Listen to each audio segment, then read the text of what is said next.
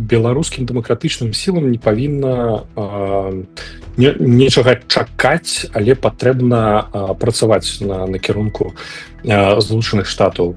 Трамп, перш за ўсё, бізнесовец, ён правядзе у сваю адміністрацыю людзей з тым же самым бізнесовым мышленнем, і яны будуць чакаць вельмі канкрэтных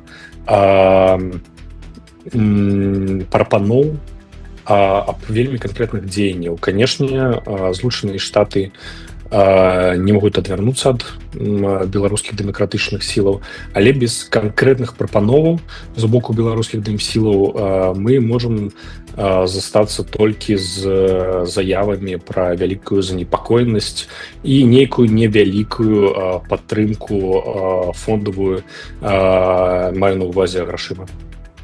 Мы ведаем, колькі выдаткавалася на Беларусь, гэта ўсё, гэта інфармацыя даступна на амерыканскіх дзяржаўных сайтах, гэта ад 42, я памятаю, мільёнаў у 2010 годзе, 32 у 2022 годзе, 24 яшчэ падлікоўваюцца, але ж там цифры будуць, лічбы будуць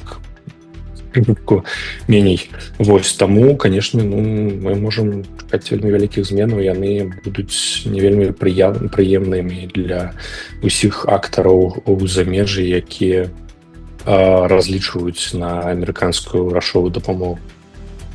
Першыя загады Трампа, як любога іншага прэзідэнта США, яны перш за ўсё тычацца ўнутраных пытанняў. Гэта эканоміка, міграцыя, энергетыка. І тут могуць быць толькі ускосныя наступствы для Беларусі і для беларусаў.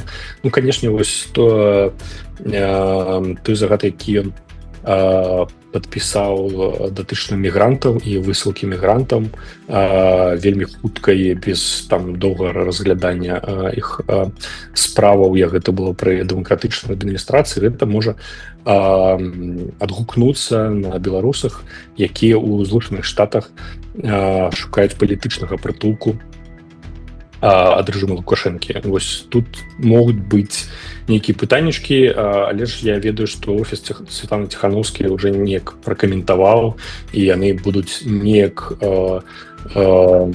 працаваць на гэтым накірунку. Я па шчырасці не ведаю, як гэта можна тэхнічна рабіць, але ж мы ведаем, што Святлана Ціхановская адразу убачыла вось гэтую праблему.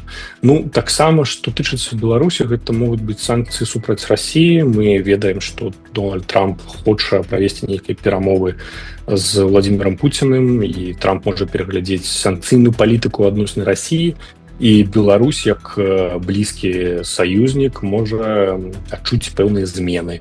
Аслабленне санкцыяў нават, гэта магчыма, але ж пытанне верагоднасці зноў-такі. І эканамічныя меры, мы ведаем стаўленне Дональда Трампа да Кітая.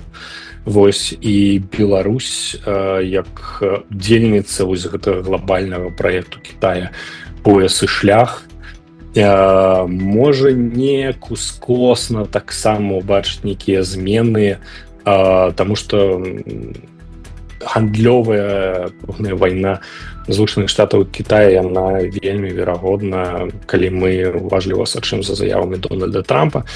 Падсумоўваючы непасрэдных загадаў, якія былі б датычныя Беларусі, пакуль мы не бачылі. І нават у яго прадмове, калі ён прымаў прысягу, ён нават не згадаў Украіну. Таму я ўсё ж такі пачакаў бы 2-3 месяцы перад тым, як рабіць нейкія высновы.